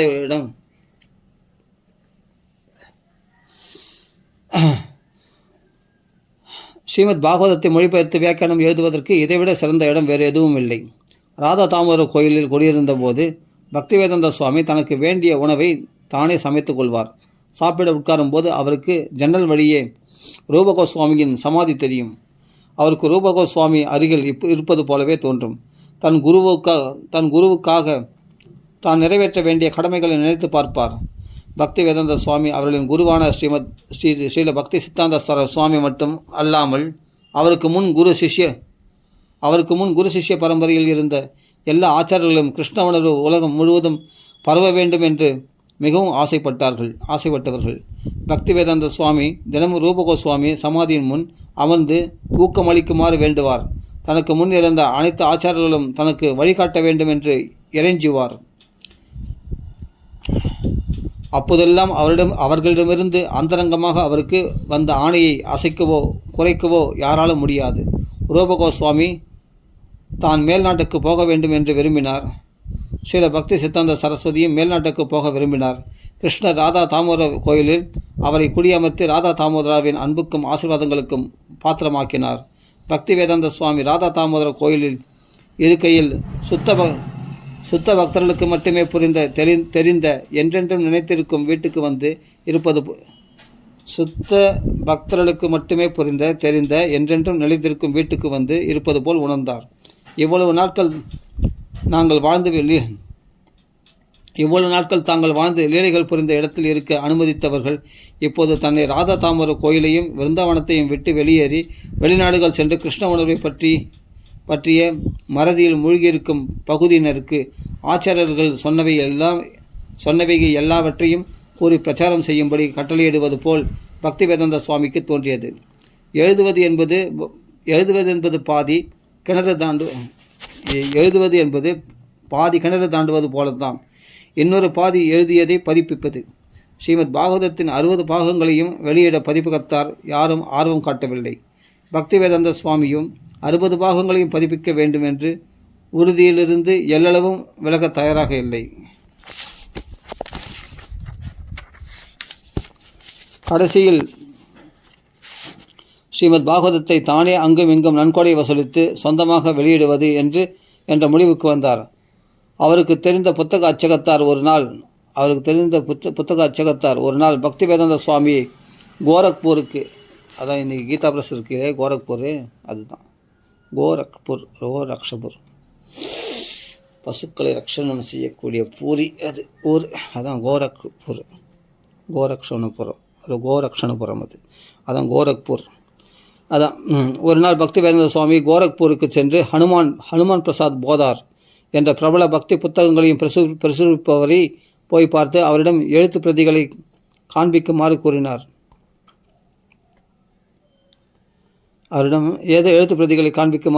பக்திவேதாந்த சுவாமி உடனே கோரக்பூருக்கு ரயிலில் சென்று ஹனுமான் பிரசாத்தை சந்தித்து ஸ்ரீமத் பாகவதத்தின் முதல் பாகத்தை பதிப்பிப்பதற்காக 4000 ரூபாய் நன்கொடையை பெற்றுக்கொண்டு திரும்பினார். பரவாயில்ல, 4000 அந்த காலத்தில் பெரிய விஷயம். 4000 ரூபாய் நன்கொடையை பெற்றுக்கொண்டு திரும்பினார். பக்திவேதாந்த சுவாமி தானே ப்ரூஃப்களை பார்த்து சரி செய்து கொடுப்பார். ஒரு பக்கம் பிரிண்டிங் நடந்து கொண்டிருக்கும், மறுபக்கம் பக்திவேதாந்த சுவாமி எழுதி கொடுப்பார். ப்ரெஸ்ஸில் ப்ரூஃப் ரெடியானதோ இல்லையோ, பக்திவேதாந்த சுவாமி அவற்றை எடுத்துக்கொண்டு சிப்பிவாடாவில் உள்ள தன் அறைக்கு வருவார். உட்கார்ந்து படித்து சரிபார்த்த பின் அவைகளை எடுத்துக்கொண்டு போய் தானே ப்ரெஸ்ஸில் கொடுப்பார். 1962ஆம் ஆண்டு முழுவதும் இப்படித்தான் பிரசுக்கும் சிப்பிவாடாவில் இருந்த தன் அறைக்கும் நடந்த வண்ணம் இருந்தார் பக்திவேதாந்த சுவாமி. அவர் இருந்த சிப்பிவாடா கடைகளும் குடியிருப்புகளும் கலந்த ஒரு பகுதி தெருவில் கூச்சல் போட்ட வண்ணம் குழந்தைகள் ஓடிப்பிடித்து விளையாடி கொண்டிருக்கும் கடைகளும் குடியிருப்புகளும் கலந்த ஒரு பகுதி தெருவில் கூச்சல் போட்ட வண்ணம் குழந்தைகள் ஓடிப்பிடித்து விளையாடி கொண்டிருக்கும் இனிப்பு கடைகள், கோதுமை அரிசி விற்கும் கடைகள், பிரிண்டிங் பிரஸ்கள் ஆகியவைகளை கடந்து பக்திவேதாந்த சுவாமி சாந்தமே மெதுவாக நடந்து சென்று ஒரு சிறிய மசூதிக்கு எதிரில் இருக்கும் அச்சகத்தை அடைவார். சரி செய்யப்பட்ட ப்ரூஃப்களை கொடுப்பார். அச்சடிக்கும் வேலை எவ்வளவு முன்னேறியுள்ளது என்று மேற்பார்வையிடுவார். புத்தகம் அச்சடிக்கப்பட்டு தயாரானதும் அவைகளை எடுத்துக்கொண்டு விற்பதற்காக கிளம்பிவிடுவார் பக்திவேதாந்த சுவாமி.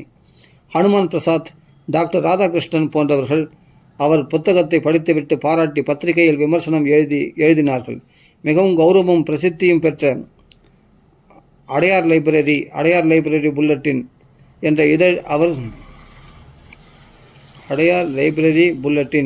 என்ற இதழ் அவர் புத்தகத்தை மிகவும் பாராட்டியிருந்தது. தன் விமர்சனத்தில் அது பக்திவேதாந்த சுவாமியின் இப்புத்தகம் ஆன்மீகத்தில் அவரது ஆழ்ந்த புலமையை பிரதிபலிப்பதாக இருக்கிறது என்று குறிப்பிட்டிருந்தது. அவருடைய ஆன்மீக சகோதரர்களும் பாராட்டி எழுதினார்கள். லைப்ரரி ஆஃப் காங்கிரஸின் மூலம் அமெரிக்காவில் விநியோகிக்க இந்திய அமெரிக்க தூதரகம் அவருடைய புத்தகத்தின் 18 பிரதிகளை வாங்கியது. தன் புத்தகத்துக்கு தானே ஏஜென்ட் என்ற முறையில் சில பிரதிகளை விற்பதற்கே அவர் மணிக்கணக்கில் அலைய வேண்டியிருந்தது. இப்புத்தகத்தை விற்பதோடு கூட அடுத்த பாகம்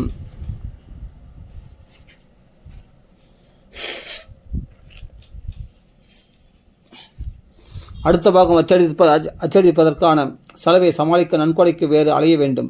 இதற்கெல்லாம் நடுவில் மொழிபெயர்ப்பையும் வியாக்கியானம் எழுதுவதையும் வேறு தொடர்ந்து செய்ய வேண்டும். இப்படியே போனால் விற்பனை மெதுவாக நடக்கும்.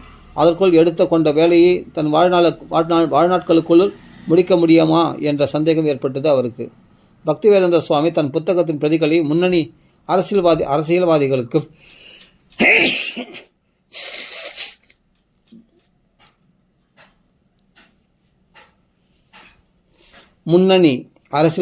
அனுப்பி வைத்தார்.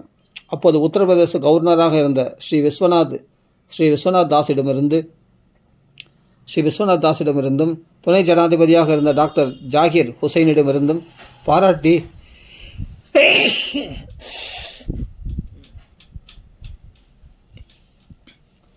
பாராட்டி கடிதங்கள் அப்போது உத்தரப்பிரதேச கவர்னராக இருந்த ஸ்ரீ விஸ்வநாத் தாஸிடமிருந்தும் துணை ஜனாதிபதியாக இருந்த டாக்டர் ஜாகிர் ஹுசைனிடமிருந்தும் பாராட்டி கடிதங்கள் வந்தன. தன்னை சந்திக்குமாறு டாக்டர் ஜாகிர் ஹுசைன் பக்திவேதாந்த சுவாமி அழைப்பு கூட அனுப்பினார். இதைத் தொடர்ந்து அவருக்கு பிரதம மந்திரியாக இருந்த லால் பகதூர் சாஸ்திரியையும் சந்திக்கும் வாய்ப்பு கிடைத்தது. லால் பகதூர் சாஸ்திரி தன் உதவியாளர்கள் புடைசூழ பக்திவேதாந்த சுவாமியை பாராளுமன்ற கட்டிடத்தின் பூங்காவில் கைகூப்பி வரவேற்றார். கண்ணாடி அணிந்து கொண்டு புலமையே உருவாக பக்திவேதாந்த சுவாமி பிரதமர் சாஸ்திரி அவர்களை அணுகி தன்னையும் தன்னுடைய புத்தகத்தையும் அறிமுகப்படுத்தி கொண்டார். தனது ஸ்ரீமத் பாகவத பாகம் ஒன்றின் பிரதியை பக்திவேதாந்த சுவாமி புன்னகையுடன் கொடுக்க அதை பிரதமர் சாஸ்திரி புன்முறுவலுடன் வாங்கி கொள்ள அந்த காட்சியை அருகிலிருந்த போட்டோகிராஃபர்கள் படம் எடுத்தனர். இச்சந்திப்புக்கு மறுநாள் பக்திவேதாந்த சுவாமி பிரதமர் சாஸ்திரிக்கு கடிதம் ஒன்று எழுதினார். அக்கடிதத்திற்கு பிரதமரிடமிருந்து உடனே பதில் வந்தது. இக்கடிதத்தை பிரதமர் தானே கையொப்பமிட்டு அனுப்பியிருக்கிறார். அக்கடிதத்தின் சில வரிகள் இதோ. அன்புள்ள சுவாமிஜி, உங்களுடைய கடிதத்திற்கு மிக்க நன்றி. ஸ்ரீமத் பாகவதத்தின் பிரதி ஒன்றை எனக்கு அனுப்பியதற்காக உங்களுக்கு நான் மிகவும் கடமைப்பட்டிருக்கிறேன். அரசாங்க நிறுவனங்களில் உள்ள நூலகங்கள் யாவும் இப்புத்தகத்தை வாங்கினால் நன்றாக இருக்கும் என்று நான் நினைக்கிறேன். தனக்கு சாதகமாக வந்த விமர்சனங்களை ஒரு வகை விளம்பரமாக உபயோகித்து பக்தி வேதாந்த சுவாமி பல பெரிய மனிதர்களை சந்தித்து தனது அடுத்த வரப்போகும் பாகங்களுக்கு நன்கொடை திரட்ட முயற்சி செய்தார். கடைசியில் ஒரு வழியாய் போதிய பணம் திரட்டி அடுத்த பாகத்தை அச்சடிப்பதற்கு பேப்பர் வாங்குவது, ப்ரூஃப் பார்ப்பது, காலக்கெடுவின்படி பிரிண்டிங் வேலை நடைபெறுகிறதா என்று மேற்பார்வையிடுவது போன்ற வேலைகளை மும்முரமாக செய்ய தொடங்கிவிட்டார். இப்படியாக தனது விடாமுயற்சியின் காரணமாக மட்டும் பக்தி வேதாந்த சுவாமி தனக்கென்று காலனா இல்லாத நிலையிலும் ஒரு பக்கம் அலைந்து நன்கொடை திரட்டி மறுபக்கம் மணிக்கணக்காக உட்கார்ந்து மொழிபெயர்ப்பையும் வியாக்கியானத்தையும் எழுதி ஒரு வழியாக இரண்டே வருட காலத்தில் ஸ்ரீமத் பாகவதத்தின் 3 பெரிய பாகங்களை அச்சிட்டு வெளிக்கொண்டு வந்து விட்டார். சூப்பர். படித்தவர்கள் நடுவில் அவருடைய மதிப்பு உயர்ந்து கொண்டே போகவே பக்தி வேதாந்த சுவாமி கூடிய சீக்கிரத்தில் அவரது தேசத்தில் மிகவும் பிரபலமான புள்ளியாகி விடுவார் என்று தோன்றியது. ஆனால் அவரின் பார்வையோ மேலை நாடுகளின் மீது தான் இருந்தது. 3வது பாகமும் அச்சடிக்கப்பட்டு விட்ட நிலையில் வெளிநாடு செல்ல ஒரு வழியாக தயாராகிவிட்டோம்.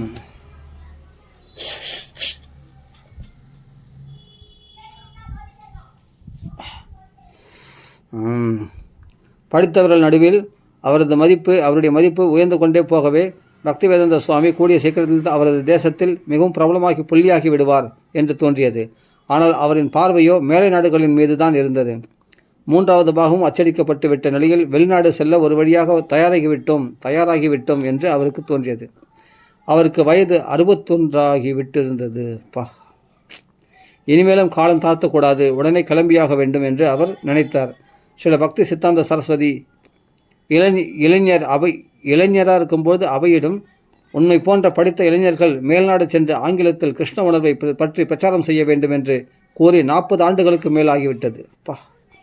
அப்போது இளைஞர் அவைக்கு அப்படி செய்வது முடியாத காரியமாக தோன்றியது. ஆனால் போக போக தடைகள் எல்லாம் ஒன்றாக விலகி போய்விட்டன.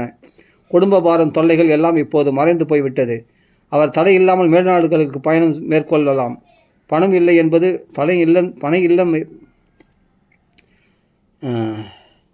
குடும்ப பாரம் தொல்லைகள் எல்லாம் இப்போது மறைந்து போய்விட்டது. அவர் தடையில்லாமல் மேல்நாடுகளுக்கு பயணம் மேற்கொள்ளலாம்.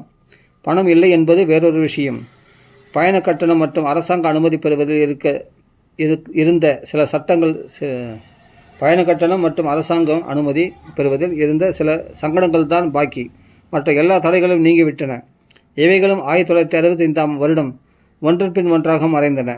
ஒரு நாள் விருந்தாவனத்தில் பக்தி வேதாந்த சுவாமி மதுராவை சேர்ந்த அகர்வால் என்ற வியாபாரியை சந்தித்த போது எதர்ச்சியாக தான் அமெரிக்காவுக்கு செல்ல விரும்புவதை பற்றி எல்லோரிடமும் சொல்வது போல் சொன்னார். அகர்வால் பக்தி வேதாந்த சுவாமியை முதன்முறையாக பார்த்தது அப்போதுதான். என்றாலும் தான் உடனே அமெரிக்காவில் இருக்கும் தன்னுடைய மகன் கோபாலிடம் பேசி அவருக்கு அமெரிக்காவில் ஒரு கொடையாளியை ஏற்பாடு செய்வதாக உறுதியளித்தார். அகர்வாலின் மகன் கோபால் அமெரிக்காவில் பென்சில்வானியா நகரத்தில் பொறியாளராக வேலை பார்த்து வந்தார். அம்மாதிரி அகர்வால்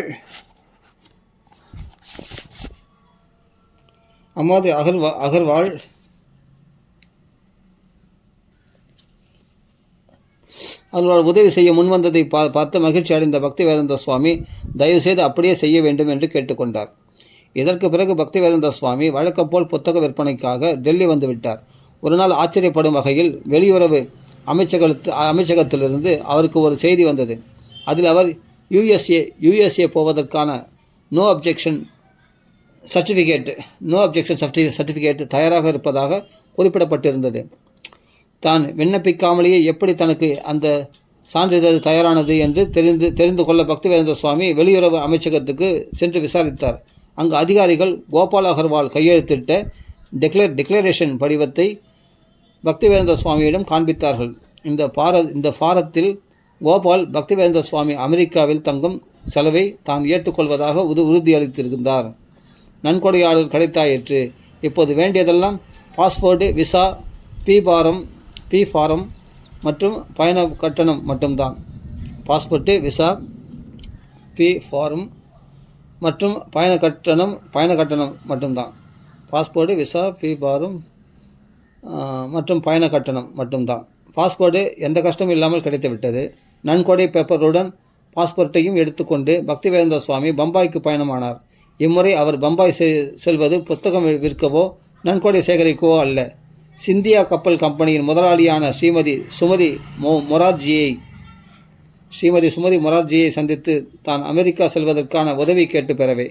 இதற்கு முன் ஸ்ரீமதி சுமதி மொரார்ஜி ஸ்ரீமத் பாகவதம் 2ஆம் பாகம் அச்சிடுவதற்கு நன்கொடை அளித்திருந்தார். பக்திவேதாந்த சுவாமி தன்னிடமிருந்து நன்கொடை பேப்பர்களை ஸ்ரீமத் மொரார்ஜியின் காரியதர்சியான திரு சோக்சியிடம் காண்பிக்க அவர் ஸ்ரீமதி மொரார்ஜியிடம் பக்திவேதாந்த சுவாமியின் சார்பாக பேசுவதற்கு உள்ளே சென்றார். பிருந்தாவனத்திலிருந்து வருவாரே அந்த சுவாமிஜி வந்திருக்கிறார். நீங்கள் கொடுத்த நன்கொடையில் அவர் புத்தகத்தை அச்சடித்து வெளியிட்டு விட்டார். இப்போது அவர் அமெரிக்கா போக வேண்டும் என்கிறார். பாஸ்போர்ட் எல்லாம் தயாராக வைத்திருக்கிறார். நீங்கள் நமது சிந்தியா கப்பலில் அவருக்கு ஒரு இலவச டிக்கெட் கொடுக்க வேண்டும் என்று கேட்கிறார் என்றார். இதை கேட்ட ஸ்ரீமதி மொரார்ஜி, நோ, சுவாமிஜி மிகவும் வயதானவர். அவரால் அவ்வளவு தூரம் பயணம் செய்ய முடியாது. மேலும் இந்த வயதில் அவரால் அங்கு என்ன சாதிக்க முடியும் என்று கூறிவிட்டார். திரு சோக்சி வெளியே வந்து பக்திவேதாந்த சுவாமியிடம் நடந்ததை சொன்னார். ஆனால் பக்திவேதாந்த சுவாமி அமெரிக்கா போவதென்று ஏற்கனவே திடமாக முடிவெடுத்திருந்தார். அவர் திரு சோக்ஸிடம் எப்படி திருமதி மொரார்ஜியை தான் அமெரிக்கா போக வேண்டிய அவசியத்தை உணர வைப்பது என்று விளக்கினார். அவரிடம் இப்படி போய் சொல்லு என்று தானே சொல்லிக் கொடுத்தார். இந்த பெரியவர் அமெரிக்கா சென்று கிருஷ்ணருடைய போதனைகளை அங்குள்ள மக்களுக்கு எடுத்து சொல்வேன் என்று பிடிவாதமாக இருக்கிறார் என்று என்றார் பக்திவேதாந்த சுவாமி. சோக்சியும் அவர் சொல்லிக் கொடுத்ததை அப்படியே ஸ்ரீமதி மொரார்ஜியிடம் சொன்னார். ஆனால் ஸ்ரீமதி மொரார்ஜி மறுபடியும் முடியாது என்று சொன்னார். சுவாமிஜிக்கு உடம்பு வேறு அவ்வளவாக சரியாக இல்லை. ஆனால் ஸ்ரீமதி மொரார்ஜி மறுபடியும் முடியாது என்று சொன்னார். சுவாமிஜிக்கு உடம்பு வேறு அவ்வளவு சரியாக இல்லை. மேலும் அமெரிக்கா மக்கள் அவ்வளவு ஒத்துழைப்பு தரமாட்டார்கள். அவர் சொல்வதை அவர்கள் கேட்பார்களா என்பதே சந்தேகம். ஆகவே அவர் போக வேண்டாம். இதை கேட்டதும் பக்திவேதாந்த சுவாமி தானே நேரில்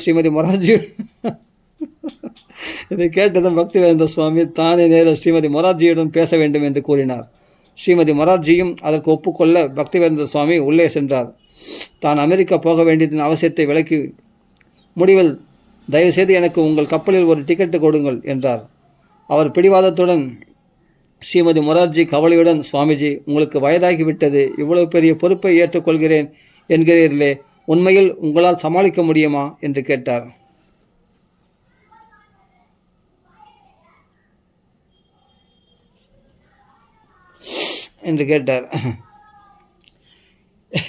எனக்கு ஒன்றும் ஆகிவிடாது, எல்லாம் நல்ல விதமாக நடக்கும் என்றார் பக்திவேதாந்த சுவாமி. பக்திவேதாந்த சுவாமி இவ்வளவு சொல்லியும் திருப்தி அடையாமல் ஸ்ரீமதி மொரார்ஜி தொடர்ந்து, என்னுடைய காரியதர்சிகள் என்ன நினைக்கிறார்கள் தெரியுமா? உங்களால் இந்த நெடுந்தூர பயணத்தை தாங்க முடியாது, உங்கள் உயிருக்கு ஆபத்து வரலாம் என்கிறார்கள் என்றார். ஆனால் பக்திவேதாந்த சுவாமி, அதெல்லாம் அனாவசிய பயம். எனக்கு அவசியம் நீங்கள் அமெரிக்கா போவதற்கு டிக்கெட் கொடுத்தே ஆக வேண்டும் என்றார். இதற்கு மேலும் அவரை தடுக்க மனமில்லாமல் திருமதி மொரார்ஜி, சரி, உங்களுடைய ஃபீ படிவத்தை தயார் செய்து வைத்துக் கொள்ளுங்கள், நான் உங்கள் பயணத்துக்கு ஏற்பாடு செய்கிறேன், நீங்கள் எங்கள் கம்பெனியின் கப்பலிலேயே போகலாம் என்றார். இதை கேட்டதும் பக்திவேதாந்த சுவாமிக்கு உற்சாகம் தாங்கவில்லை. முகத்தில் புன்னகை தவிர ஸ்ரீமதி மொரார்ஜியின் ஆஃபீஸிலிருந்து புதுப்பொலிவுடன் வெளியே வந்தார்.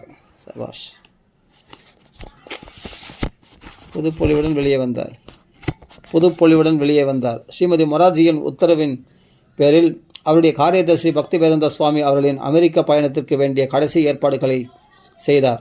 பக்திவேதாந்த சுவாமியின் குளிர்கால உடை ஒன்றுமில்லாததால் திரு சோக்சி அவரை கடைக்கு அவங்களாம் கண்டிப்பாக கோலம் தான் அவங்களுக்குலாம் உதவி செய்த அத்தனை பேரும்.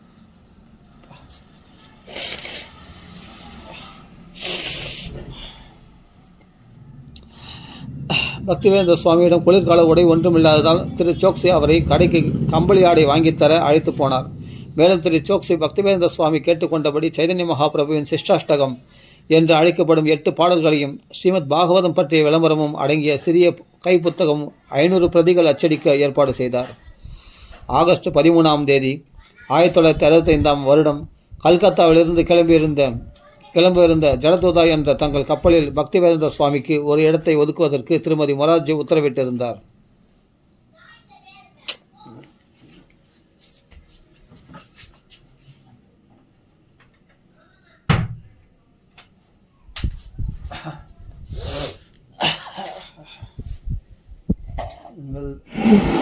இனிமேல் தான் ரொம்ப சூடு பிடிக்கக்கூடிய இடங்கள்லாம் இதெல்லாம். இனிமேல் தான் ரொம்ப சுவாரஸ்யமான இடங்கள் இதெல்லாம். ஆகஸ்ட் 13ஆம் தேதி 1965ஆம் வருடம் கல்கத்தாவிலிருந்து கிளம்பியிருந்த ஜலதூதா என்ற தங்கள் கப்பலில் பக்திவேதாந்த சுவாமிக்கு ஒரு இடத்தை ஒதுக்குவதற்கு திருமதி மொரார்ஜி உத்தரவிட்டிருந்தார். அவர் ஒரு சைவ உணர்வு உண்பவர் மற்றும் பிராமணர் என்பதை புரிந்து கொண்டு நடக்கக்கூடிய கேப்டனை அவர் ஒரு சைவ உணவு உண்பவர் மற்றும் பிராமணர் என்பதை புரிந்து கொண்டு நடக்கக்கூடிய கேப்டனை உடைய கப்பலைத்தான் திருமதி மொரார்ஜி அவர் பயணத்துக்கு தேர்ந்தெடுத்திருந்தார். ஜலதூதாவின் கேப்டன் அருண் பாண்டியனிடம் திருமதி மொரார்ஜி சுவாமிஜிக்காக அதிகப்படி காய்கறிகளும் பழங்களும் எடுத்து செல்லுமாறு கூறினார். திரு சோக்சி பக்திவேதாந்த சுவாமியுடன் 2 நாள் கூடவே இருந்து அச்சகத்துக்கு போய் தயாராகியிருந்த கைப்புத்தகங்களை பெற்றுக்கொள்ளவும் துணிமணி வாங்கவும் உதவி செய்தார். பிறகு தானே அவரை ஸ்டேஷனுக்கு தன் காரில் கொண்டு விட்டு சென்றார். சுவாமிஜி கல்கத்தாவுக்கு வண்டி ஏறினார். ஜலதூதா கிளம்புவதற்கு 2-3 நாட்கள் முன்னதாக பக்திவேதாந்த சுவாமி கல்கத்தா வந்து சேர்ந்தார். கல்கத்தா அவர் பிறந்து வளர்ந்து தன் வாழ்நாளில் பெரும் பகுதியை கழித்த நகரம். அப்படியிருந்தும் இன்று அவர் தங்குவதற்கு என்று ஒரு இடமும் அங்கு இல்லை. அன்று விருந்தாவன பஜன் என்ற தான் எழுதிய பாடல் அவருக்கு நினைவிற்கு வந்தது. எப்படியோ முன்பே சுமாராக அறிமுகமான ஒருவரின் இல்லத்தில் பக்திவேதாந்த சுவாமிக்கு அடைக்கலம் கிடைத்தது. கப்பல் புறப்படுவதற்கு ஒரு நாள் முன்னதாக ஸ்ரீல பக்தி சித்தாந்தாவின் சமாதியை பார்க்க மாயாப்பூர் சென்று உடனே கல்கத்தா திரும்பி கடற்பயணத்துக்கு தயாராக இருந்தார் பக்திவேதாந்த சுவாமி. அவரிடம் இருந்தது ஒரு இரும்பு பெட்டி, ஒரு குடை மற்றும் கொஞ்சம் தானியங்கள். தனக்கு அமெரிக்காவில் உண்பதற்கு என்ன கிடைக்கும் எது கிடைக்கும் என்று தெரியாத நிலை. மாமிச உணவு தவிர வேறு எதுவும் கிடைக்கவில்லை. ஆனால் என்ன செய்வது? அப்படிப்பட்ட நிலை ஏற்பட்டால் வெறும் உருளைக்கிழங்கையும் தான் எடுத்து செல்லும் தானியங்களையும் உண்டே காலம் தள்ளுவது என்று முடிவுடன் இருந்தார் பக்திவேதாந்த சுவாமி. அவருடைய லக்கேஜின் முக்கிய பாகமான அவருடைய புத்தகங்கள் அடங்கிய ட்ரங்க் பெட்டிகள் தனியாக சிந்தியா கார்கோவின் மூலம் அனுப்பப்பட ஏற்பாடு செய்யப்பட்டிருந்தது. எல்லாம் பகவானுடைய திட்டம், எல்லாம் கிருஷ்ணருடைய பிளான். பற்றியா எவ்வளோ ஏற்பாடுகள், இதெல்லாம் கிருஷ்ணருடைய பிளானு. அவன் போடுற திட்டம், பகவான் போடுற திட்டம், அவன் பண்ணுற அந்த கிருஷ்ணன் பண்ணுற திட்டம் தான் அதெல்லாம். எப்படிலாம் நடக்குது பாரு. தனியாக சிந்தியா கார்கோவின் மூலம் அனுப்பப்பட ஏற்பாடு செய்யப்பட்டிருந்தது. இப்புத்தகங்கள் எண்ணிக்கை சுமார் 200 இருக்கும். அவைகளை பற்றி நினைக்கும் போதே பக்திவேதாந்த சுவாமிக்கு ஒரு தனி உற்சாகமும் நம்பிக்கையும் ஏற்பட்டது. முக்கியமாக இப்பெரும் பயணத்தை மேற்கொள்ளும் தருவாயில் இம்மாதிரி நம்பிக்கை அவருக்கு மிகவும் தேவைப்பட்டது. ஏனென்றால் இந்நாள் அவர் வாழ்க்கையில் ஒரு மாற்றத்தை ஏற்படுத்தக்கூடிய ஒரு நாள். அவர் இதற்கு முன் பார்த்திராத ஒரு நாட்டிற்கு போக இருக்கிறார். இந்நாடு அவரை வரவேற்குமா என்று சொல்ல முடியாத நிலை. யாரையும் தெரியாதவராக ஏழையாக இந்தியாவில் இருப்பது என்பது வேறு. கலிகாலத்தில் கூட இந்தியாவில் வேத கலாச்சாரம் முற்றிலும் அழிந்து விடவில்லை. சாதுக்களுக்கும் சன்னியாசிகளுக்கும் மதிப்பு மரியாதை இருக்கவே செய்தது. பக்திவேதாந்த சுவாமி எளிதாக பெரிய பெரிய பணக்காரர்களையும் மந்திரிகளையும் கவர்னர்களையும் ஏன் பிரதமரையும் கூட பார்த்து பேச முடிந்ததே இதற்கு சாட்சி. ஆனால் அமெரிக்காவில் இதையெல்லாம் எதிர்பார்க்க முடியுமா? அவர் ஒரு வேற்று நாட்டுக்காரர், அவ்வளவுதான். சாதுக்களையோ கோயில்களையோ ஆசிரமங்களையோ பற்றி ஒன்றுமே தெரியாத நாடு அமெரிக்கா. பக்திவேதாந்த சுவாமிக்கு ஏதேனும் ஒன்று கைங்கரியம்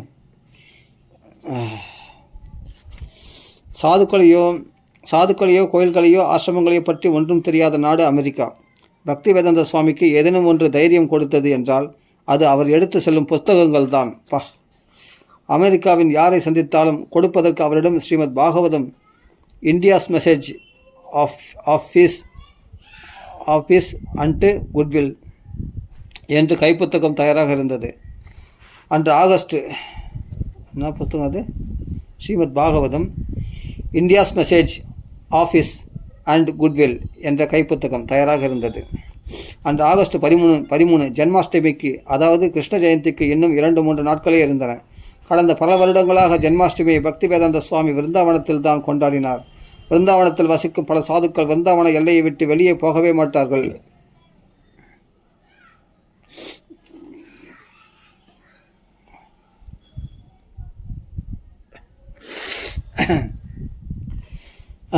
விருந்தாவனத்தில் தான் கொண்டாடினார். விருந்தாவனத்தில் வசிக்கும் பல சாதுக்கள் விருந்தாவன எல்லையை விட்டு வெளியே போகவே மாட்டார்கள். விருந்தாவனத்தில் தான் உயிரை விடுவது என்ற வைராக்கியத்தில் அவர்கள் இப்படி செய்கிறார்கள். பக்திவேதாந்த சுவாமிக்கு கூட விருந்தாவனத்தில் அல்லாமல் வேறு எங்கேயேனும் இறந்து விடுவோமா என்ற கவலை ஏற்படும். விருந்தாவனத்தை விட்டு மதுராவிற்கு கூட போக மாட்டேன் என்று சபதம் மேற்கொண்டிருக்கும் சாதுக்களும் உண்டு. ஏனென்றால் விருந்தாவனத்தில் இறப்பதில் தான் ஒருவரின் வாழ்க்கையின் வெற்றியே இருக்கிறது. மற்றொரு விஷயம் என்னவென்றால், இந்து பாரம்பரியப்படி ஒரு சன்னியாசி கடல் கடந்து போய் மிலேச்சர்கள் நிறைந்த அயல் நாடுகளில் காலடி எடுத்து வைக்கக்கூடாது என்று சட்டம்.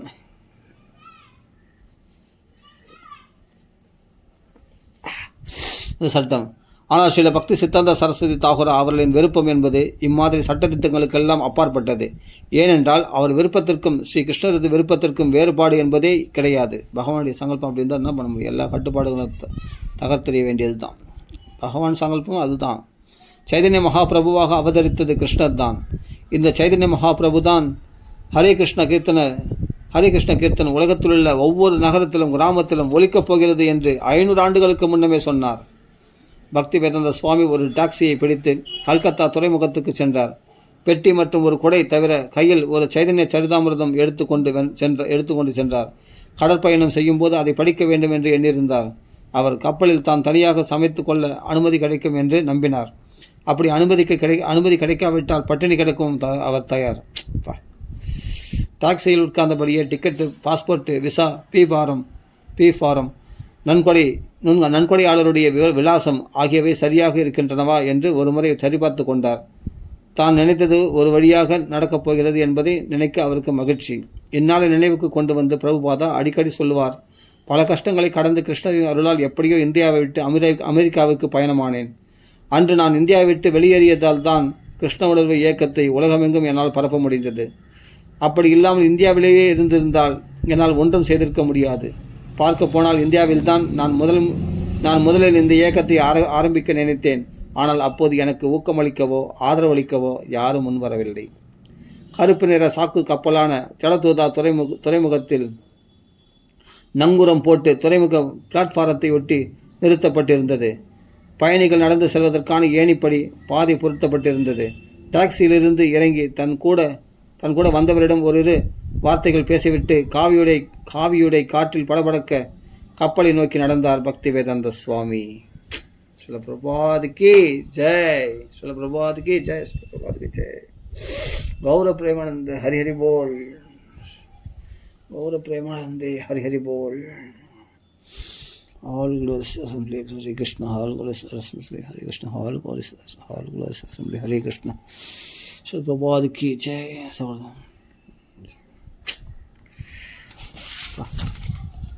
இனிமேல்ட்டு தான் அவருக்கு தனிமை போராட்டம். கிருஷ்ணா வாசுதேவா நாராயணா என்னவோ அவர் கூடவே இப்போ வாழ்கிற மாதிரி இருக்குது. இந்த இதெல்லாம் படிக்கும்போது அவர் கூட சேர்ந்து நம்மளும் அந்த கஷ்டங்கள்லாம் நேரில் பார்க்குற மாதிரி இருக்குது. கிருஷ்ணா வாசுதேவா நாராயணா ஹரி கிருஷ்ணா ராம ராம ராம ராம ராம சீதாபதி ராம ராம ராம சீதாபதி ராம ராம ராம ராம ராம ராம ராம ராம. இதோட இப்போ இந்த பகுதியோடு இப்போ பூர்த்தி பண்ணிப்போம். அடுத்த பகுதி மேலே உள்ள பகுதி அடுத்த பகுதியில் பார்க்கலாம். மேலே உள்ள விஷயங்களை அடுத்த பகுதியில் பார்க்கலாம். ஹரே கிருஷ்ணா ஹரே கிருஷ்ணா கிருஷ்ண கிருஷ்ணா ஹரே ஹரே ஹரே ராம் ராம் ராம் ஹரே ஹரே. பூர்த்தி பண்ணி பார்ப்போம். சீதாபதி ராம ராம ராம ராம ராம ராம ராம ராம் ராம ராம ராம ராம ராம ராம ராம ராம். श्री रामनाम संकीर्तन की जय, आंजनेय स्वामी की जय, सकल साधु मंडली की जय, श्री प्रभुपाद की जय, श्रीमद् भागवत भगवान की जय, राधे कृष्ण भगवान की जय, राम राम राम राम राम राम राम राम, सकल साधु मंडली की जय, राम राम राम राम राम।